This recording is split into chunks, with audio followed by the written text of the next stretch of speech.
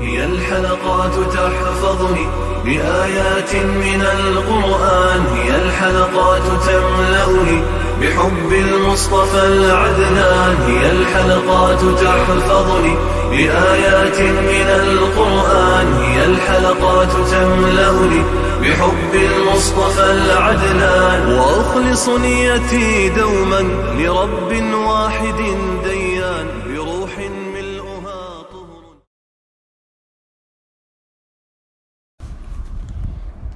Sure Nahl tefsiri 56. ayetten başlayıp okuyumuz inşallah.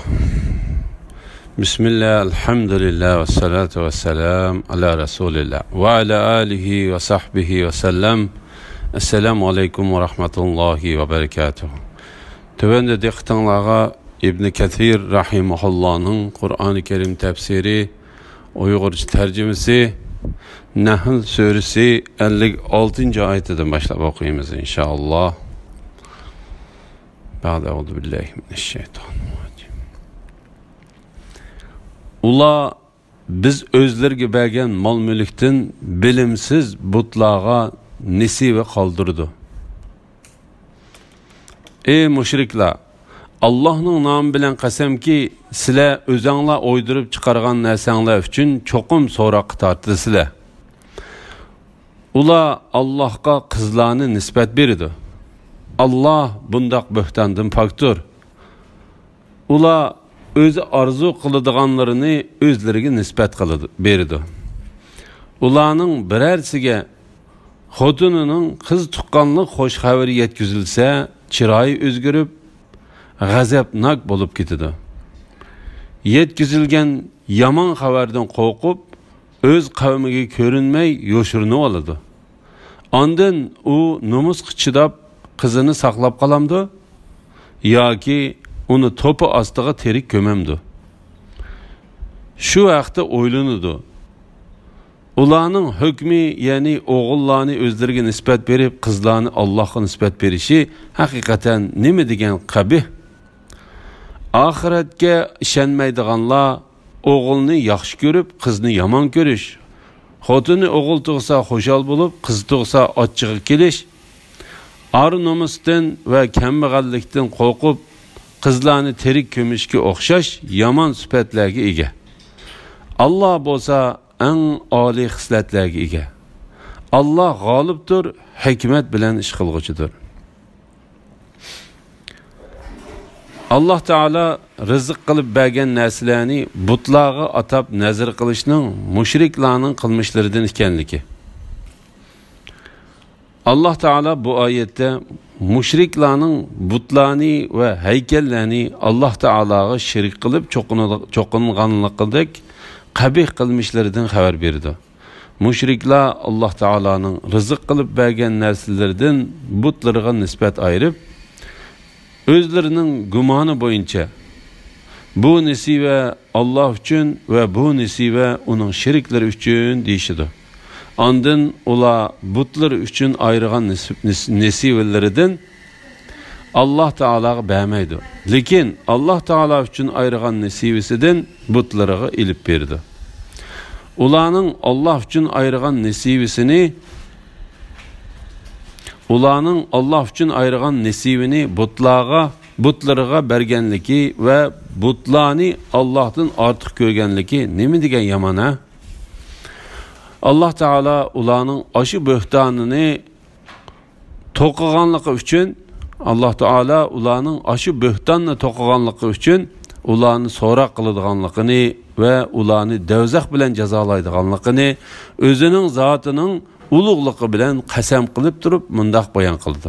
Ey mushriklar, Allohning nomi bilan qasamki, sizlar o'zinglar o'ydirib chiqargan narsanglar uchun cho'qim so'roqqa tortilasizlar. Ondan Allah Teala ularning shafqatlik Allah Teala'nın qulları bo'lgan farishtalarni ondan Allah Teala ularning shafqatlik Allah Teala'nın qulları bo'lgan farishtalarni Allah Teala'nın qizlari deb Allah Teala'ga ularni qo'shib ibodat qiladiganligidan xabar berdi. Ular mushu 3 ishda nihoyatda bek xatolashdi. Ular Alloh taolaning balasi bor dedi. Halbuki Alloh taolaning balasi yo'q. Ular o'zlarining qizlari bo'lishga rozi bo'lmaydigan turib, o'zlaricha o'g'illardan tuvan chaqlaydigan qizlarni Alloh taolaga nisbat berdi. Alloh taolo bu vaqtda mundaq deydi: "Ey mushriklar jamoasi, sizlarcha yaxshi hisoblangan o'g'il bola sizlarga xos bo'lib, sizlarcha yomon hisoblangan qiz bola Allohga xosmi? Undaqda bu adolatsiz taqsimotdir." Ular Allohga qizlarni nisbat berdi. Allah bundaq bo'htondan pokdir. Ular o'zi arzu qiladiganlarini o'zlariga nisbat berdi. Ya'ni ular o'zlariga o'g'illarni tanlaydi. Alloh taologa bo'lsa qizlarni nisbat berdi. Qizlari bo'lishidan o'zlarini ustun tutdi. Alloh taolo ularning bo'htonlaridan yuksak darajada ustundir. Alloh taolo bu vaqtda mundaq deydi: "Bilinglarki, ular haqiqatan yolg'onni to'qib Allohning balasi bor deydi. Ular albatta yolg'onchilardir. Alloh o'g'illarni tanlamay qizlarni tanlaganmi? Sizlarga nim bo'ldi? Qandoqcha mundaq hukm chiqarsizlar?" Mushriklarning qiz farzandini yomon ko'rdiganligi. Ularning birasiga xotinining qiz tuqqanlik xo'sh xabari yetkazilsa, chiroyi o'zgarib, g'azabnak bo'lib ketadi. Ya'ni g'am qilib, ko'ngli bakmi yerim bo'lganlikdan besh tushib ketadi. Yetkazilgan yomon xabardan qo'rqib, o'z qavmiga ko'rinmay yoshirinib oladi. Ya'ni kishilarning o'zini ko'rib qilishini xohlamaydi. Ondan u nomus qichidab qizini saqlab qolamdi. Agar u qizini terik elib qolsa, qiziga miros bermay va ko'ngilmi bo'lmay xorlaydi. O'g'illarini qizlaridan ortiq ko'rdi. La ilaha illalloh. Yoki uni to'pi ostiga terik ko'mamdi. Shu haqda o'ylandi. Ya'ni jahiliyatdagilar qilgandek qizini to'piga terik ko'mib yetadi. Ular mushi darajada yomon ko'rgan va o'zlarini dadi bo'lishdan qochirgan bir bu qizlarni Alloh taolaga nisbat beramdi. Ularning hukmi, ya'ni o'g'illarni o'zlariga nisbat berib, qizlarni Alloh taolaga nisbat berishi haqiqatan nima degan qabih? Alloh taolo bu vaqtda mundaq deydi: "Agar ularning biriga marhamatlik Allohga masal qilgan narsa, ya'ni qiz bola bilan bishorat berilsa, ya'ni xotinining qiz tuqqanligi xabar qilinsa, qayg'uga cho'mgan holda uning yuzi qoridab ketadi.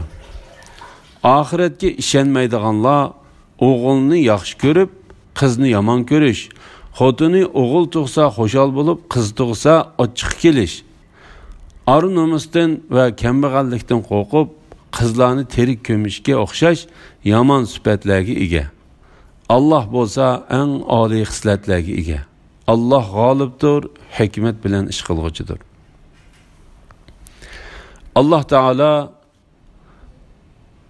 agar Alloh insonlarni ularning zulmi tufaylidan chapsan jazolaydigan bo'lsa, yer yuzida qimirlab turadigan hech bir jon egisini qo'ymagan bo'ladi. Lekin Alloh ularga muayyan vaqtgacha ta'xir qiladi. Ularning halok bo'lish vaqti kelganda qilcha vaqtmi kechiktirilmaydi. Vaqti kelmasa qilcha vaqtmi ilgari surilmaydi. Ular o'zlari yomon ko'radiganni Alloh taolaga mansub qiladi. Ular oqibatining yaxshi bo'ladiganligi bilan jo'ylaydi. Shubhisizki ular dovzax azobiga duchor bo'ladi. Ular dovzaxda tashlanib, 'qolg'uchilardir. günahkarlarning derhal jazolanmaydiganligi. Allah Taala bu oyatda ular zulm qilib to'simi o'zining ularga qarta ig'ir besiq ekanligidan xabar berdi. Agar Allah Taala ularni qilmishlari tufaylidan jazolamoqchi bo'lsa, odam avlodi bilan birga yer yuzida midirlab turadigan jon egisining birini qo'ymay halok qiladi. Lekin ulug' va katta Alloh ig'ir besiq bo'ladi. Jinoyatlarni yoshirib qoladi. Belgilangan muddatgacha kutib turdi. Ularni azoblashga oldirib ketmaydi. Agar ularni azoblagan bo'lsa edi, hargizmi hech bir kishini tirik qoldirmaydi. Ibn Jarir Abu Salamaning mundaq deganligini rivoyat qildi. Abu Hurayra bir odamning zulm qilg'uchi o'ziga ziyon qiladi deganligini anglab, uningga bir qarab qo'ydi-da, mundaq dedi.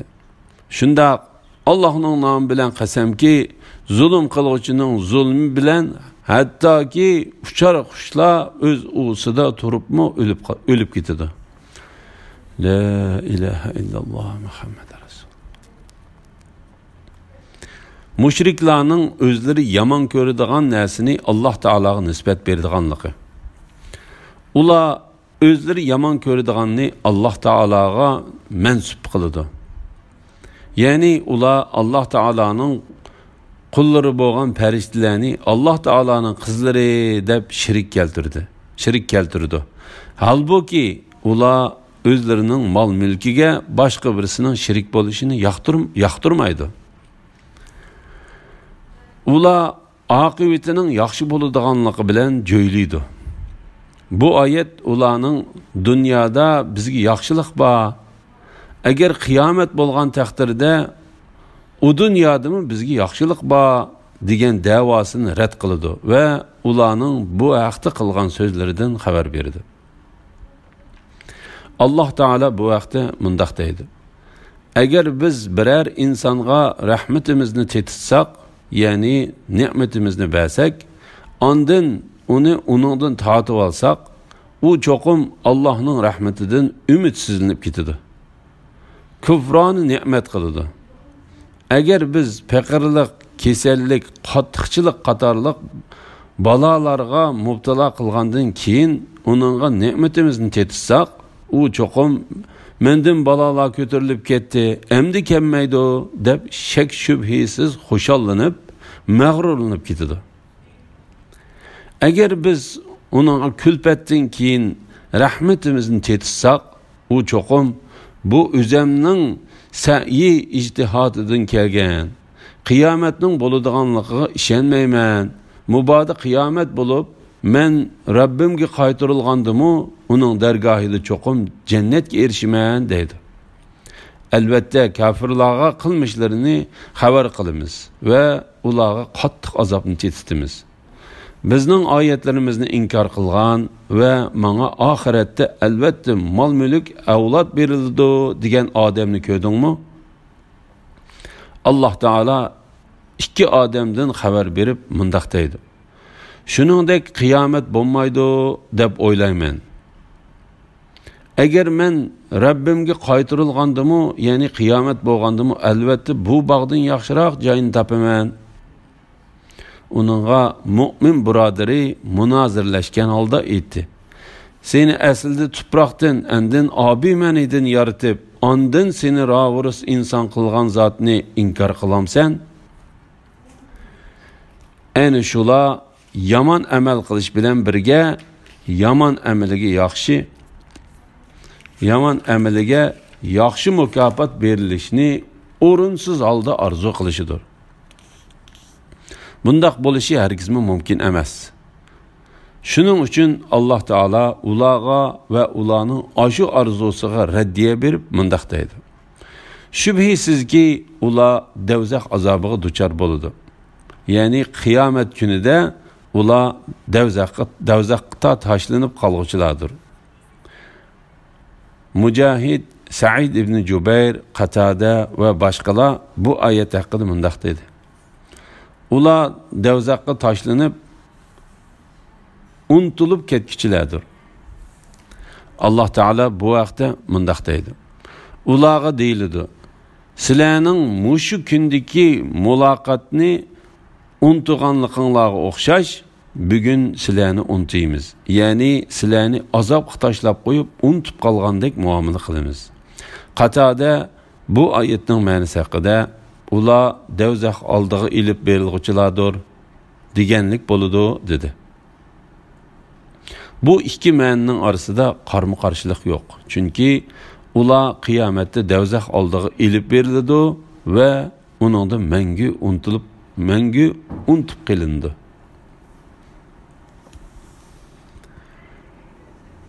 Ey Muhammed sallallahu aleyhi ve sellem, Allah nomi bilan qasamki, senden ilgari o'tgan ummatlarga haqiqatan payg'ambarlar avatdiq. Şeytan ularning amallarini o'zlariga chiroyli ko'rsatdi. Şeytan bugun ularning yordamchisidir. Ular oxiratda qattiq azobga duchor bo'ladi. Ey Muhammed sallallahu aleyhi ve sellem, biz kitobni, ya'ni Qur'onni faqat sening kishilarga ular dindagi datalash qilishgan narsalarni bayon qilib berishing uchun, iymon etadigan qavmga hidoyat va rahmat bo'lish uchunla nozil qildik. Allah bulutdan yağmur yağdırıp, şunun bilen qağjırab qolgan ziminda türlük ziraatlarni undirdi. Bunun da vaz nasihat anglaydigan qavm uchun albatta Allohning qudratining cho'ngligini ko'rsatadigan dalillar bor. Ilgari o'tgan ummatlar orqali tasalli berish to'g'risida. Allah Teala bu oyatda ilgari o'tgan ummatlarga payg'ambarlarni avatganligini, ularning u payg'ambarlarni yolg'onga chiqarganligini bayon qilib mundaq deydi. Ey Muhammed sallallahu aleyhi ve sellem, payg'ambar qarindoshlaring sen uchun ulgudir. Qavmingning seni yolg'onga chiqarganligi seni bearam qilmasin.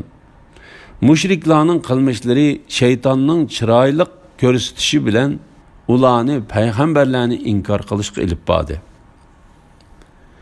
Şeytan bugün ularning yordamchisidir.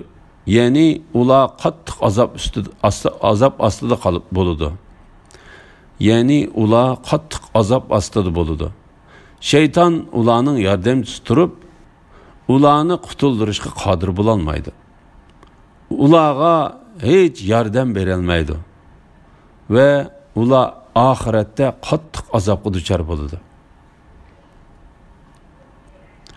Qur'onning nozil qilinishidagi maqsad, Qur'onning nozil qilinishidagi maqsad. Allah Teala bu oyatda payg'ambari Muhammad alayhissalomning kishilarga o'zaro datalash qilishayotgan narsasini bayon qilib berishi uchun uningga Qur'onni nozil qilganligini aytadi. Qur'on kishilar o'zaro datalash qilishgan har qanday narsani ayirg'ichidir. Ey Muhammed sallallahu aleyhi ve sellem, biz kitobni, ya'ni Qur'onni faqat sening kishilarga ular dindagi datalash qilishgan narsalarni bayon qilib berishing uchun, iymon etadigan qavmga hidoyat va rahmat bo'lsin uchunla nozil qildik. Ya'ni Qur'onni dillarga hidoyat, ching tutgan kishiga rahmat, kufrlik bilan o'lgan dillarga xuddi osmondan yağmur yağdırış orqali o'lik ziminni teriltirgandek hayotlik beg'ishligi qildi. Buningda vaz nasihat anglaydigan qavm uchun albatta Allohning qudratining cho'ngligini ko'rsatadigan dalillar bor. Ya'ni u Qur'onning so'zini va ma'nosini tushuna oladiganlar uchun dalil bor.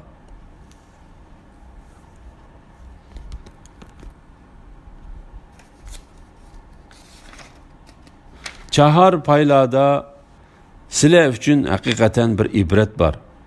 Sizlarni çahar paylaning qornidagi moyoq tizakdan va qandoq ayirib chiqqan pokiz va ta'mlik sut bilan sug'uramiz.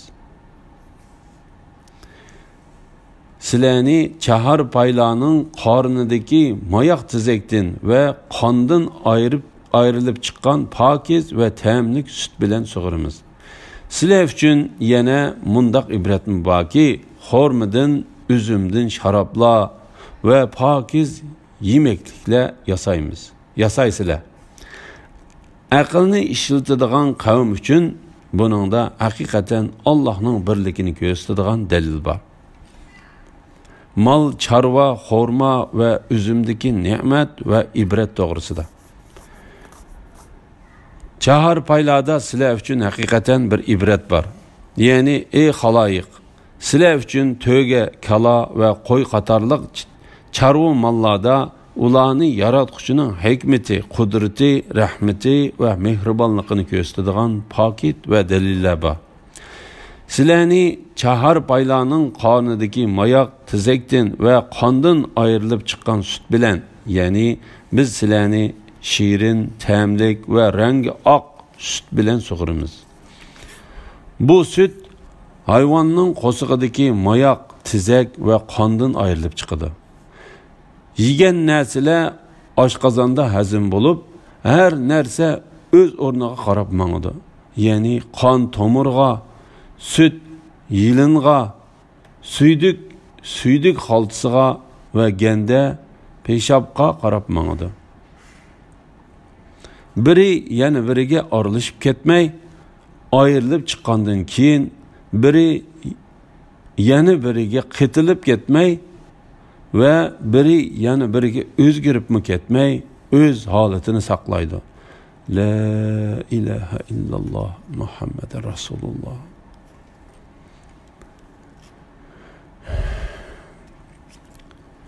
Pakiz ve temlik süt bilen sug'urimiz. Yani bu süt hiç bir kişinin geliğe turup kalmaydı. Allah Teala sütni kişilerge asan içkili bo'ladigan qilib berganligini so'zlash bilan bir vaqtda ularning xormidan, üzümden ve başqa narsadan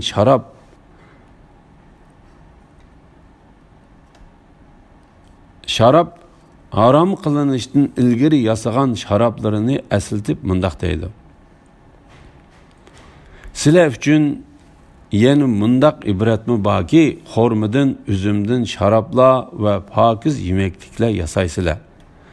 Bu ayet şarapning haram qilinishdan burun iste'mol qilinishining shariatda durust ekanligiga, xormidan yasalgan sharab bilan üzümden yasalgan sharabning o'xshash ekanligiga, shundaqla bug'doy, arpa, qo'noq va hasal qatorliq narsalardan yasalgan sharablarning hükmünün o'xshash ekanligiga pokitdir. Bu haqda hadisda tafsili bayon qilingan. İbn Abbas bu oyatning ma'nosi haqida mundaq deydi. Xormi bilan üzümden haram qilingan narsa sharobdir. Halal qilingan narsa pokiz yemeklikdir.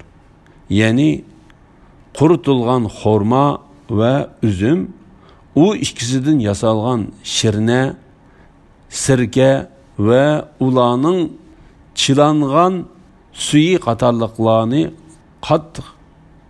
qattiq içip ketishdan ilgari iste'mol qilish haloldir. Qattiq içip ketishdan ilgari iste'mol qilish haloldir. Bu haqda hadislar bayon qilingan. Aqlni ishlatadigan qavm uchun buningda haqiqatan Allohning birligini ko'rsatadigan dalil bor. Bu yerda aqlni tilga elish nihoyatda munosib bo'lgan. Chunki u insondagi narsalarning javhiridir. Shunlashqa Alloh Taala bu ummatning aqllarini saqlash uchun ularga mast qilg'uchi sharoblarni harom qildi. Allah Teala bu vaqtda mundaq deydi. Biz zaminda nurg'unlagan xorma bog'larini, üzüm bog'larini barpo qildik. Shu zaminda buloqlarni iqitdik. Ular uning, ya'ni bog'larning mevasini yesin. Bu mevalarni ularning qo'llari yaratgan emas. Ular Allohning ne'matlariga shukr qilmamdi. Allah bütün ayb nuqsonlardan pokdir. O bütün şeylerini cüp yarattı. Ziminden ünüp çıkıdığan narsalarning, ularning özlerinin ve ula bilmeydiğan narsalarning, yani acayip mahlukatlarning hemmisinin cüpti var. Elhamdülillah, Allah şükürler olsun. Yukarıda Nahl suresi tefsirinden 67. ayetgacha anladыңlar. Axirini keyin qitimliq o'qishimiz davomlashtiramiz inshaalloh. Va sallallohu ala Muhammad va ala alihi va sahbihi ajma'in. Assalomu alaykum va rahmatullohi va barakatuh.